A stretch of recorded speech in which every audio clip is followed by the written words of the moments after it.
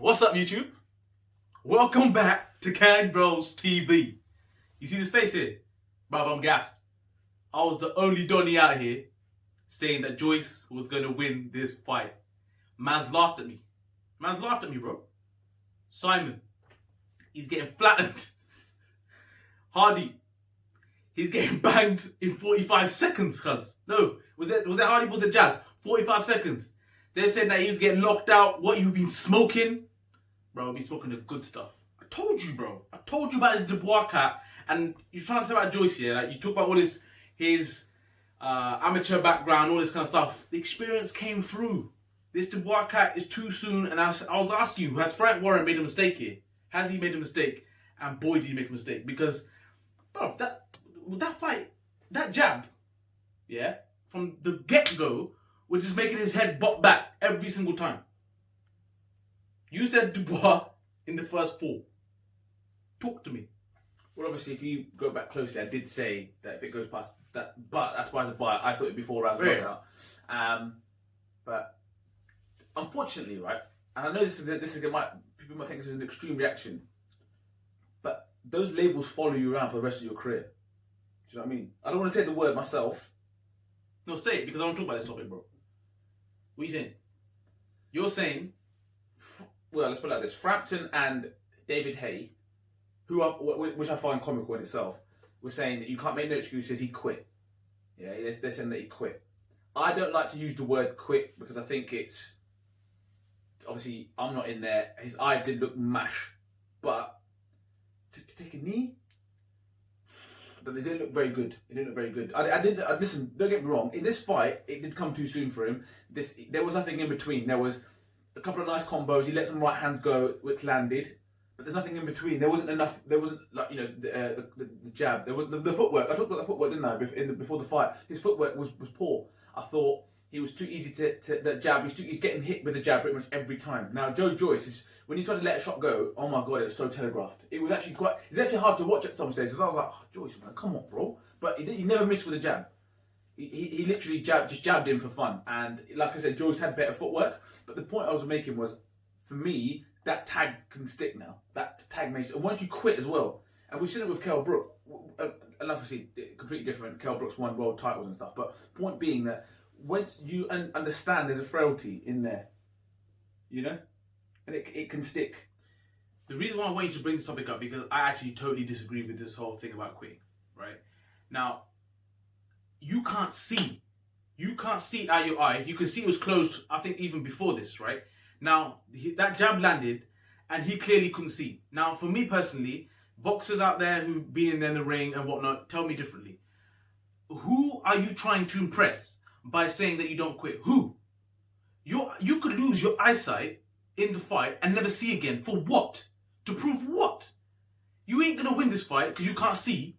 Bruv, for me, take your thing. You sit down, take your L, move on. Why would you want to risk losing your vision? For me, it makes no sense. I mean, what are you trying to prove to what one? Do you think these people care about you afterwards when you can't see, bro? No, they can't.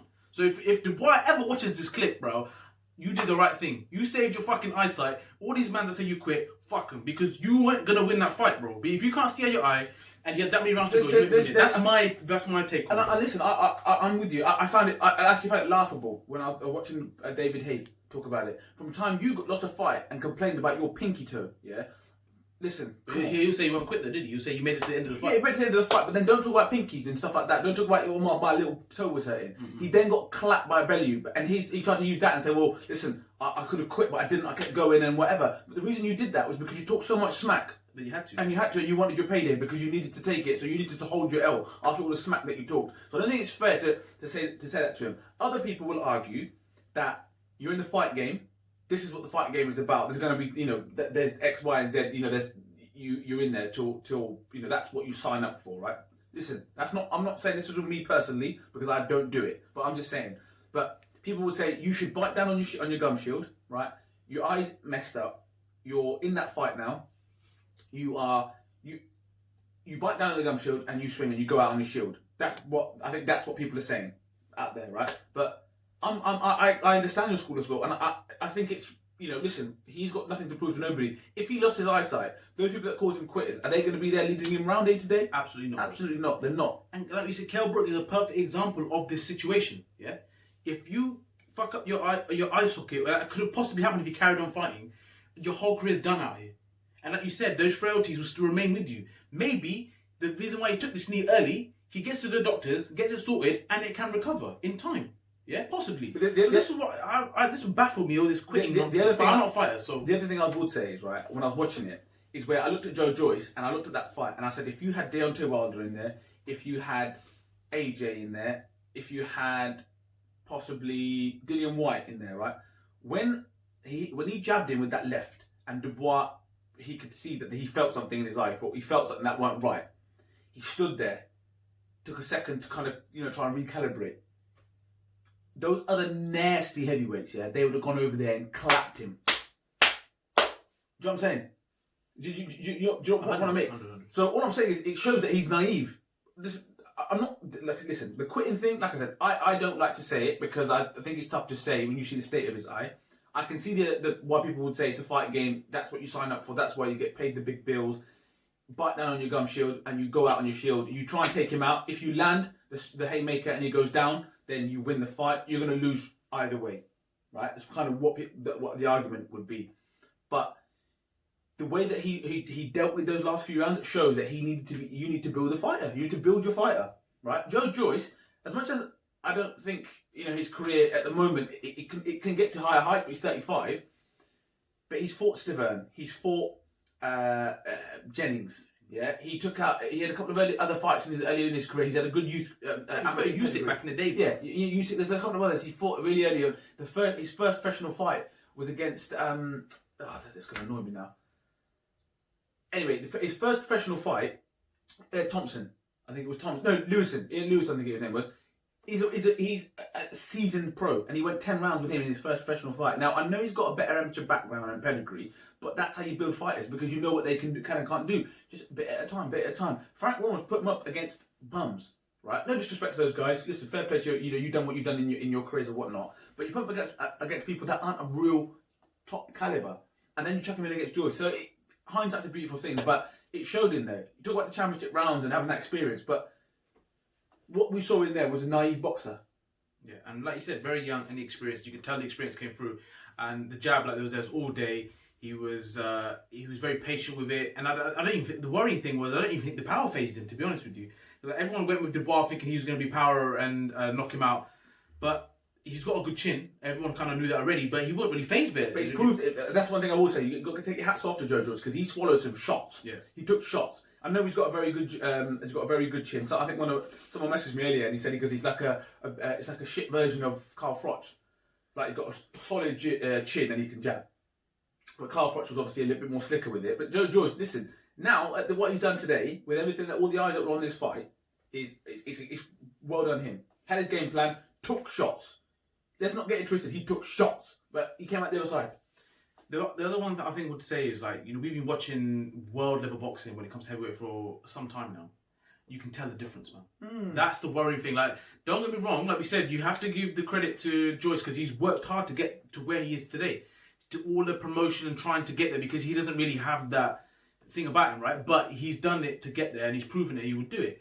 But my thing is, like you said, that when he talks now, he called out Usyk at the end of the fight. Careful, bro. I understand you felt Usyk well back, but where they are right now, I don't know. Maybe it is an okay fight, but I just think that Usyk would win quite easily on points on that one. And the problem I see now is if you try and put up Joyce against the best in the division, I don't see him lasting very long, and he's too slow, unfortunately. Even like these in the first earlier rounds, you could just imagine AJ just even a 1-2 combo would be boom, boom, and that'd be it. And he would dig. And that's what I said. The Dubois, there's nothing in between. There was the 1-2s, and then it was like, right, stop now, or start real fast early on, and then the rest of the round it was given to Joyce on with the jabs. Now you put him up against someone like an AJ. But hold on, let's go to the best in the division. For me, Tyson Fury. You put Tyson Fury up against Joyce. It's a complete shutout. It's a non-event. It's a non-event. It's a complete shutout, right? So this is what I'm saying. I'll be interested to see Dillian White fight against Joyce. No, I think Chisora needs to come first. Innit? I was going to say Dillian White or someone like a Chisora, because obviously you've got to earn the chance to fight The White. gatekeeper, bro. But Chisora, for me, would offer Joyce problems because it will come from different angles and he won't stop. You can jab, jab, jab, but he will keep coming and he's quick. He's a lot quicker and slicker, and there's more to it than just 1-2s than what we saw tonight. But worryingly, I genuinely think from Dubois' perspective, this could be a rocky road from here. I think it comes down to how you manage him as well. So there was talks of like examples of like David Hay coming back. There was talks of Amir Khan coming back from defeats. But look how well they were managed to kind of take the right routes to get back up there. And that's what I think you're going to have to do with Dubois. If you put him in with another risky fight now, trying to get back in, that could spiral into something that you can never see him come back. So you're going to have to put him in clever fights now for me to pick him in, to get him back into where he was. That's my opinion. If you think Dubois fought Little went and fought Babbage. Look what Babbage did to Little. No, Babbage is a problem as well. But this is what I'm saying. If you the point I'm trying to make is that now, if you want to manage him, he needs to beat a Babbage to get some credibility back. Not straight away, though. No, but not straight away. But that's what he needs to get to. He needs to beat a Babbage and then Hrgovic. If you put someone like Hrgovic in there with Dubois now, Hrgovic is a much slicker boxer. So I don't know. To be fair, that would be an interesting fight. Hrgovic and Joyce would be quite an interesting fight. They're both quite similar. They're both quite cumbersome. They're both big dudes. But fair play to Joyce. You've done what you had to do. But like I said, it could be a slippery slope for Dubois. I know he's a young age, and I know you can build him up and you can bring him back. But the frailties, when you've got the frailties, and there's that, you never know what can come next. And a quick shout out to a man like Atiyaz. He's a follower, subscriber, and he was with me backing it with Joyce, so he was on called it one as well. So everyone else kind of went with And Dubois. Shiraz, who fought tonight. Shiraz was an interesting one because I think he's a great talent, yeah, and all the fights he has had, he's shown good. But today, for me, should have wiped this guy out a lot earlier for me. Like I didn't see much of this guy. But I was great. That's about it. What I liked from listening to the Frampton and Hayes is what I thought, and I'm glad they said that. I couldn't pick a fault in what he was doing. There's no faults in what he was doing, and that's what I liked. That's what I'd like to see. I thought to myself, there's no faults in what you're doing. But Shiraz was far superior than this guy, and he had the range, everything, and I'm just like. But sometimes it's good to get the round. That's what it was. That's what I think it's good to get the, and get some. And it was good that he finished it, innit? Yeah, and he finished him. Yeah. Listen, that guy tried to claim that you should let me carry on. He was throwing punches and there was no one there. Listen, it was done, cuz. It was done. So it was good, and hopefully he's up on the rise and good fighter, man, Shiraz. Yeah, and like you said, he uses all his attributes well, and he's got a bright future for sure. For me, like I said, I just liked him to wipe this guy a lot earlier because I just didn't think this guy had a lot to offer, to be honest. But like you said, I think the rounds are definitely doing good. First time I think he's been past 7. But yeah, I'm very, very excited about him.